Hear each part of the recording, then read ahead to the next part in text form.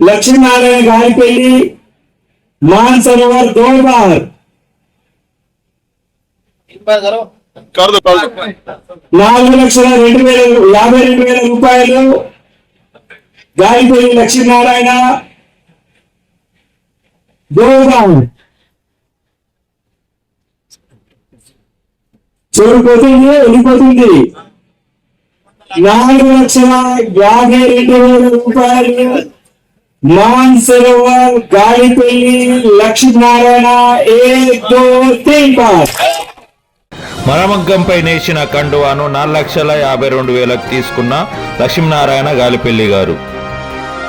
జంధ్యాల పౌర్ణమి పండుగ సందర్భంగా అఖిల పద్మశాలి సమాజం వండి ఆధ్వర్యంలో పద్మనగర్ నుండి మరమగ్గంపై కండువాను నేస్తూ వివిధ పరిసరాల నుండి కాసరాలిలో గల శ్రీ మార్కండేయ మందిరంలోకి తీసుకువచ్చి ఆ కండువాను దేవునికి అర్పించిన తదుపరి కండువా గురించి వేలం మొదలుపెట్టగా అందులో గాలిపల్లి లక్ష్మీనారాయణ గారు 4,52,000కు వేలం పాట పాడి తీసుకున్నారు. ఆ కండువాను మరుసటి రోజు దేవునికి పూజ చేసి లక్ష్మీనారాయణ గాలిపల్లి వారి ధర్మపత్ని అలాగే వాళ్ళ కూతురు అలాగే వాళ్ళ కుమారుడైన ముంబైలోని తహసీల్దార్ శ్రీధర్ గాలిపల్లి మరియు వారి కుటుంబ సభ్యులు వచ్చి సమాజం పదాధికారులచే కండువాను అందుకున్నారు. ఈ సందర్భంగా అఖిల పద్మశాలి సమాజం అధ్యక్షులు పొట్టబత్తి రామకృష్ణ, కార్యాధ్యక్షులు కొంక మల్లేశం, సెక్రటరీ రాజు గాజంగి, ట్రస్టీ వల్లాల రమేష్, మాజీ కార్యాధ్యక్షులు కుందన్ పురుషోత్తం తదితరులు కలిసి గాలిపల్లి కుటుంబానికి కండువాను అప్పగించారు. జై మార్కండేయ.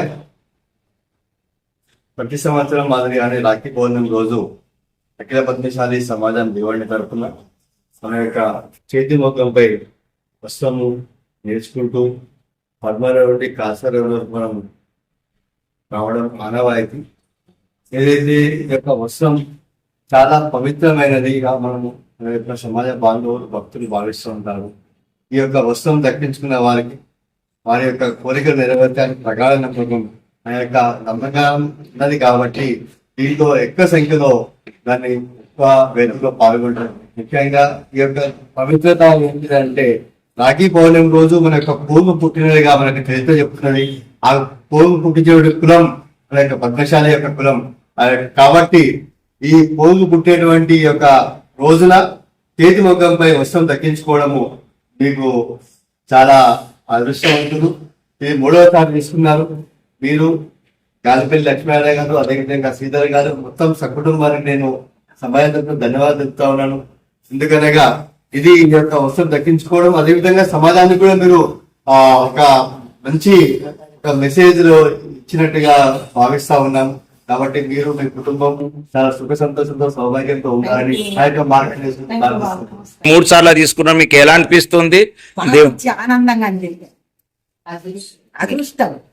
దేవుని పట్ల సమాజం పట్ల ఏమని చెప్పాలనుకుంటాను?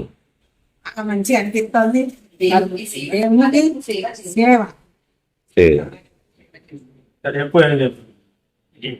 భగవంతుంది మాకు ఎప్పుడు ఆశీర్వాదం ఉండాలి. నేను ఇంకా కొనాలి.